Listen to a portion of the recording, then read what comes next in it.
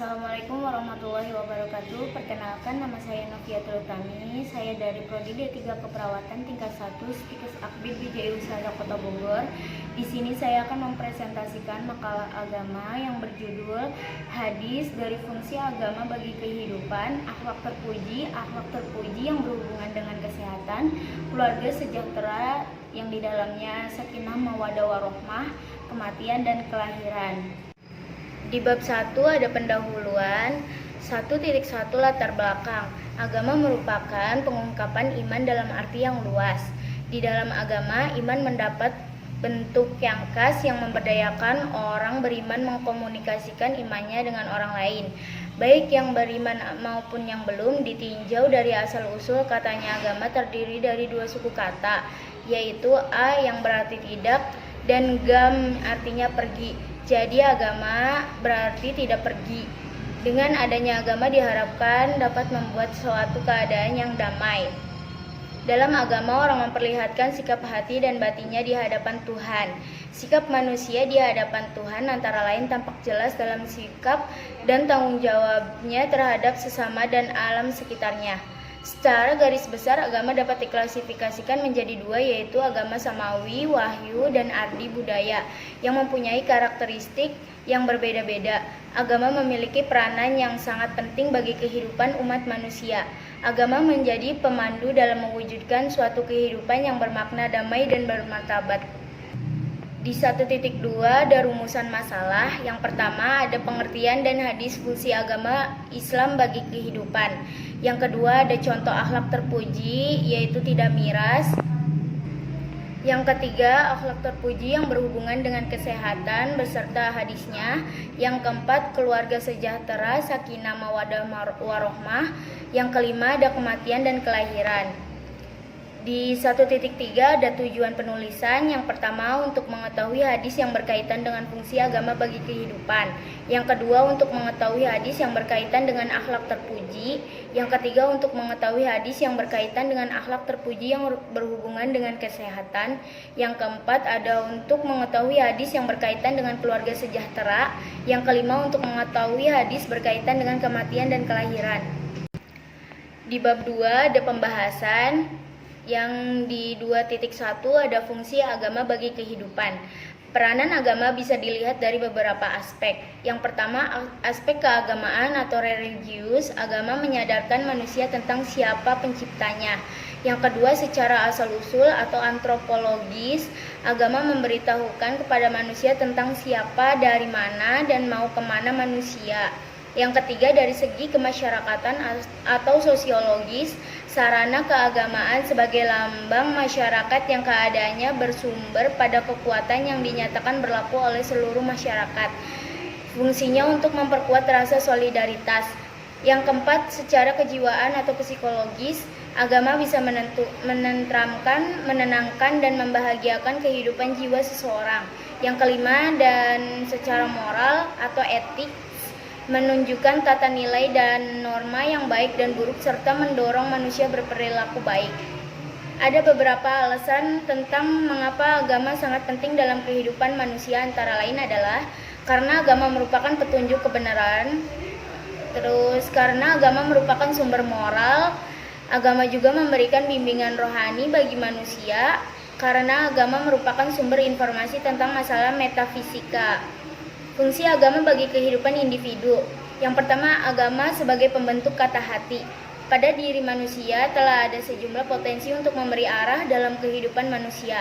Yang kedua, ada agama sebagai sumber nilai dalam menjaga kesusilaan menurut Elizabeth Knott-Tigam.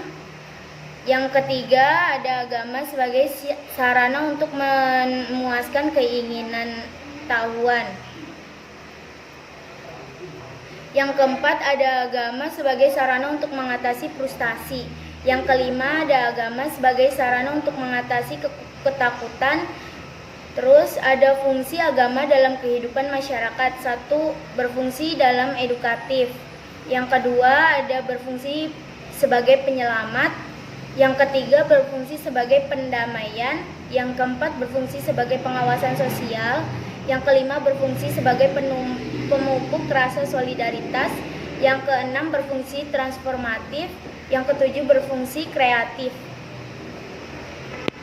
Dalam sebuah hadis disebutkan, la zawalud dunya bi asriha ahwanu 'alallahi ta'ala min damim ri'im muslimin yusfaku bi ghairin haqq, yang artinya sesungguhnya hancurnya dunia beserta isinya lebih ringan di sisi Allah Ta'ala daripada tertumpahnya darah seorang muslim tanpa ada alasan yang benar. Hadis riwayat Tirmizi, An-Nasai, Ibnu Majah, dan Al-Baihaqi. Di 2.2 ada akhlak terpuji atau tidak miras. Akhlak adalah budi pekerti atau kelakuan. Dengan adanya akhlak, manusia dapat membedakan mana yang baik dan buruk. Di sini ada contoh akhlak yang buruk yang saya ambil adalah minuman keras. Pengertian dari minuman keras adalah agama disebutkan hamar. Hamar terambil dari kata hamara, artinya menutup. Maksudnya adalah menutupi akal. Karena itu makanan atau minuman yang dapat menutupi akal secara bahasa juga disebut hamar. Pada mulanya hamar adalah minuman keras yang terbuat dari kurma dan anggur. Tetapi karena dilarangnya itu sebab memabukkan, maka minuman yang terbuat dari bahan apa saja walaupun bukan dari kurma atau anggur itu asal itu memabukkan, maka hukumnya sama dengan hamar, yaitu haram diminum. Menurut sebagian ulama menyatakan bahwa yang disebutkan hamar adalah minuman yang terbuat dari bahan anggur, kurma, gandum, dan syair yang sudah keras, mendidih, dan berbuih. Menurut kebanyakan ulama yang dimaksud hamar adalah segala jenis minuman yang memabukkan dan menjadikan peminumnya hilang kesadaran. Pendapat ini didasarkan pada hadis Nabi Shallallahu Alaihi Wasallam yang artinya adalah semua yang memabukkan itu hukumnya haram. Hadis riwayat Muslim. Dalam hadis lain Rasulullah bersabda yang artinya apapun yang banyaknya memabukkan maka sedikitnya pun haram. Hadis riwayat Nasai dan Abu Daud. Adapun firman Allah yang pertama kali turun tentang khamr adalah Bismillahirrahmanirrahim. Yas'alunaka 'anil khamri wal maisiri qul fihima intam kabiru wa manafi'ul linnas wa innahuma akbaru min naf'ihima wa yas'alunaka madza yunfiqun qalilan afwa kadzalika yubayyinullahu lakum ayati la'allakum yatafakkarun, yaitu terdapat dalam surat Al-Baqarah ayat 219 yang artinya mereka bertanya kepadamu tentang khamar dan judi. Katakanlah pada keduanya itu terdapat dosa besar dan beberapa manfaat bagi manusia, tetapi dosa keduanya lebih besar dari manfaatnya. Dan mereka bertanya kepadamu apa yang mereka nafkahkan, katakanlah yang lebih dari keperluan. Demikianlah Allah menerangkan ayat-ayatnya kepadamu agar kamu berpikir. Quran Surat Al-Baqarah ayat 219. Di 2.3 ada akhlak terpuji yang berhubungan dengan kesehatan. Akhlak ialah sifat yang tertanam di dalam diri yang dapat mengeluarkan sesuatu perbuatan dengan senang dan mudah tanpa pemikiran. Penelitian dan paksaan Ibnu Miskawai al-Filsafah Islam yang terkenal mentakrifkan akhlak itu sebagai keadaan jiwa yang mendorong ke arah melahirkan perbuatan tanpa pemikiran dan penelitian. Di sini saya akan menjelaskan hadis yang tentang menjaga badan tetap sehat dan bugar. Nabi Muhammad SAW tidak segan-segan menganjurkan umatnya menggunakan obat. Utsman bin Syarik radhiyallahu anhu menceritakan jika ia datang kepada Nabi Muhammad SAW dan para sahabat yang duduk senyap seolah-olah ada burung di kepala mereka, ia datang memberi hormat dan duduk. Tak lama datang orang-orang Arab gurun dan bertanya kepada Nabi, utusan Allah, haruskah kita menggunakan perawatan medis? Rasulullah SAW pun menjawab, manfaatkan perawatan medis karena Allah tidak membuat penyakit tanpa menunjuk obat untuknya, dengan pengecualian satu penyakit yaitu usia lanjut. Itu hadis Abu Daud dan disahkan oleh Al-Albani. Yang selanjutnya ada 2.4 tentang keluarga sejahtera. Keluarga adalah satuan kerabat yang mendasar terdiri dari suami, istri, dan anak-anak. Keluarga dalam pandangan Islam memiliki nilai yang tidak kecil. Bahkan Islam menaruh perhatian besar terhadap kehidupan keluarga dengan meletakkan kaidah-kaidah yang arif guna memelihara kehidupan keluarga dari ketidakharmonisan dan kehancuran. Selanjutnya ada pengertian keluarga sakinah mawaddah warohmah. Yang pertama ada sakinah. Dalam bahasa Arab, kata sakinah di dalamnya terkandung arti tenang, terhormat, aman, merasa dilindungi, penuh kasih sayang, mantap, dan memperoleh pembelaan. Namun penggunaan nama sakinah itu diambil dari penggalan Al-Quran, yaitu litaskunu ilaihi, yang artinya bahwa Allah Subhanahu wa Ta'ala telah menciptakan perjodohan bagi manusia agar yang satu merasa tentram terhadap yang lain. Jadi keluarga sakinah itu adalah keluarga yang semua anggota keluarganya merasakan cinta kasih, keamanan, ketentraman, perlindungan, bahagia, keberkahan, terhormat, dihargai, dipercayai, dan dirahmati oleh Allah Subhanahu wa Ta'ala. Yang kedua ada mawaddah. Mawaddah adalah jenis cinta membara yang menggebu-gebu kasih sayang pada lawan jenisnya. Bisa dikatakan mawaddah ini adalah cinta yang didorong oleh kekuatan nafsu seseorang pada lawan jenisnya. Karena itu setiap makhluk Allah kiranya diberikan sifat ini, mulai dari hewan sampai manusia. Mawaddah cinta yang lebih condong pada material seperti cinta karena kecantikan, ketampanan, bodi yang menggoda, cinta pada harta benda, dan lain sebagainya. Mawaddah itu sinonimnya adalah mahabbah yang artinya cinta dan kasih sayang.